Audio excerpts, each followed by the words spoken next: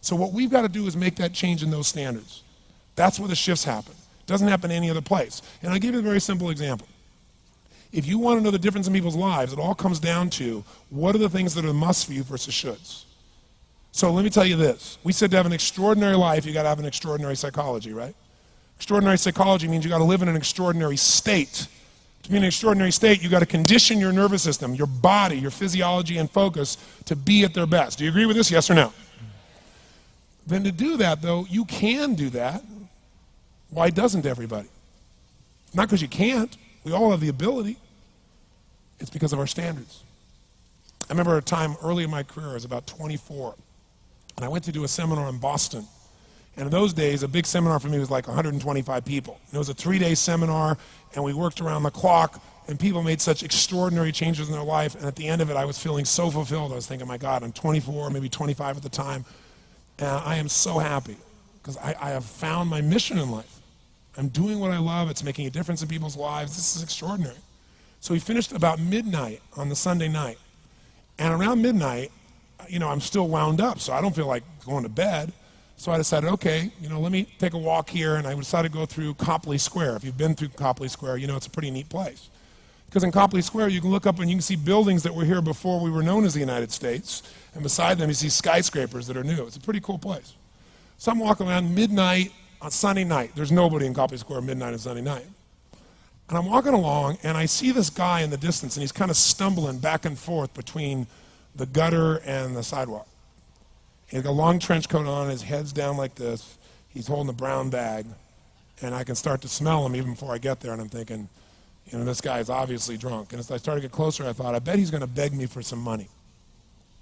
And sure enough, whatever you focus on life tends to happen, doesn't it? So sure enough, he gets real close to me, and I thought all of a sudden he wasn't going to do it, and all of a sudden he popped his head up. It was really weird. He went, "Mister!" He had this really bizarre looking sounding voice. He went, "Mister, could you loan me a quarter?" And I thought, do I want to reward this behavior? And then I thought, I don't want him to suffer. Do you have this dilemma sometimes? Like, I'm not here to judge. So years ago, I finally decided I always just give. Even if the person's pulling a scam, that's for them to deal with. If I have the ability, then I give. And so I thought, but could I teach him something? So I asked him a question back. I said, is that all you want is a quarter? So he goes, yeah, just one quarter. One quarter changed my whole life. One quarter. I said, really? He said, yeah, one quarter. So I reached in my pocket, and I pulled out my money clip. And in those days, I was very young, just starting to succeed. And my original mentor was a man named Jim Rohn. I don't know, how many have heard of Jim Rohn? Anybody? Yeah, he's a great guy. And Jim told me, he said, Tony, look, you've come from a poor background. You got a poor psychology. You got to change it. He said, you don't have any money, so pretend you do. He said, start training your brain, condition it. He said, go save all your money, get $300 bills, and put them on the outside of your money clip, even though you only have $5 in between that. So every time you put it out, you'll see that, you'll feel inspired, you'll feel better. He said, and you'll feel better, you'll do better. So I was like, okay. So I did. So I pulled my money clip, and sure enough, I got $300 bills in. I made sure he saw the bills. So I'm tearing through that, right? Looking in between there to see if I can find some change. But I made sure he saw it. Sure enough, he's looking at the $100 bills, checking it out. I find the quarter, I pull it out, take the money, put it in my pocket.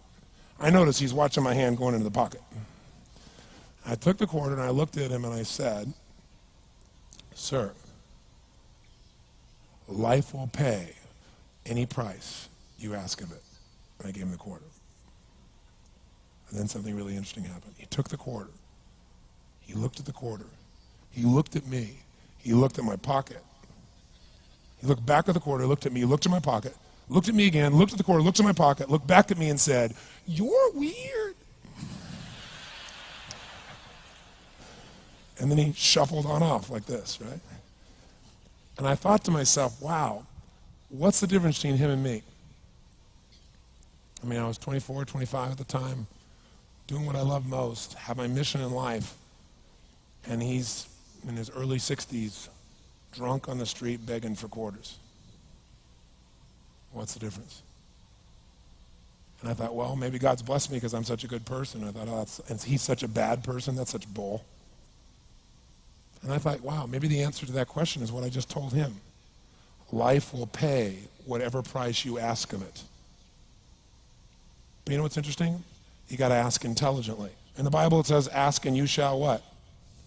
Yeah, pretty good formula. You ought to look into it. But you know what? It says, ask and you shall receive, but I'm sure it meant ask intelligently. I'm sure that's what God meant. I'm sure he didn't mean bitch and you will receive. Whine and you will receive. I don't think that was the instruction. Now, if you were going to ask intelligently, there might be 5 elements of that. Number one, you'd have to ask specifically, wouldn't you? You wouldn't ask in a general way. People do that all the time. They go, I want more money. Fine, here's $1, get out of here. Very often, you're getting what you're asking for. You're just not aware of how general you're asking. Clarity is power. The more clear you are about exactly what it is you want, the more your brain knows how to get there. Your brain is a servo mechanism. It's like a bomb. Those bombs, those missiles, they have a servo mechanism. So if the target moves, it knows what the target is, it follows it. Your brain, when you condition it, knows exactly what to go for and it'll find a way to get there. Did you ever buy a certain outfit or a certain car and suddenly see that car outfit everywhere? How many of you have had that experience? Say, aye. How come that car outfit's everywhere? It always was everywhere, but now you notice it. And the reason is because there's a part of your brain called the reticular activating system, the RAS. That part of your brain determines what you notice and what you don't notice. Your brain spends most of its time trying to make sure you don't notice because you'll go crazy if you notice everything. But when you decide what's most important to you, your brain goes after it. Everyone I know who's successful builds what I call an RPM plan. An RPM is built on the metaphor that the way to get from where you are to where do you want to go to the fastest is you got to build power, like in a car, RPMs. And the R stands for they know the result they're after. They know what they want precisely. If you don't know exactly what you want or you let yourself get beyond that into something general, you're not going to achieve it. Clarity is power. You got to know the specific result you're after. What do you want? If you can't answer that question right now in your personal life, in your body, in your relationships, in your finances, in your spirituality, then you're not going to be as fulfilled as you want to be. Today we're going to have you answer one of those questions at least. The second part of it, you got to know P, why you're doing it.